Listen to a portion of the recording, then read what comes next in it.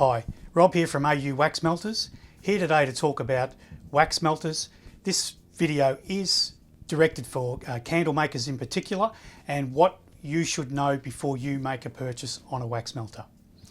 Now, commonly on the market, there's a couple of different products available. We have what is essentially a small tea and coffee urn and a chip fryer. Then we have our AU Wax Melters water jacketed double boilers.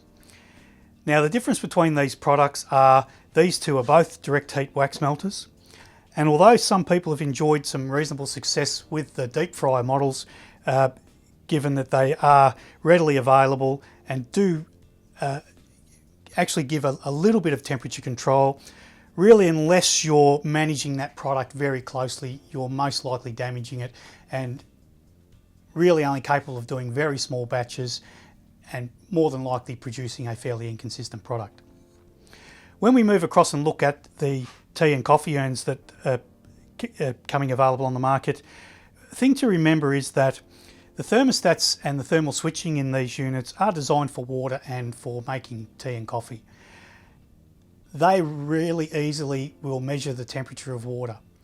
What we need to understand about wax is not like an oil, and it's also not like a water. It's a very individual in-between product of those two. It needs to be managed like water, but it behaves more like oil in its behaviour.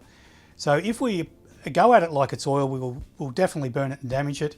If we manage it on low temperatures, like below the 100 degrees of water, it's very likely to take forever to melt or burn also if we try and drive it up. Now, these machines, if used with a pool in the bottom and continually stirred, you may get some success, but certainly if you turn your back on them for any length of time or try and start them with a minimal amount of things in there, we would suggest that it's probably wise to have a fire extinguisher and an appropriate evacuation plan at hand. Here's an example of a tea and coffee urn that's been used for candle making. If you note the element around the bottom, certainly over a period of time you would expect to start to build up a carbon or a burnt base there. That's really going to restrict the heat to get through that and start to really cause you some issues. Well, I hope you've enjoyed this little bit of an introduction on sharing a little bit of our knowledge about wax melters and what seems to be used out there in the marketplace today. Certainly there'll be other people out there that have different opinions and found a lot of success with different processes. But if you find if you're new coming into the market, there's not a lot of information available out there about what to use and certainly what those products are going to do for you.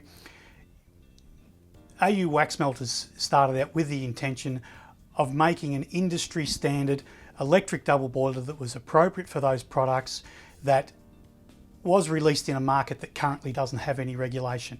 And if there was, well, the only product available on the market in Australia today and New Zealand would be an AU Wax Melter. Thanks for watching. I hope you enjoyed the video. Don't forget to like us on Facebook, and we hope to see you again soon.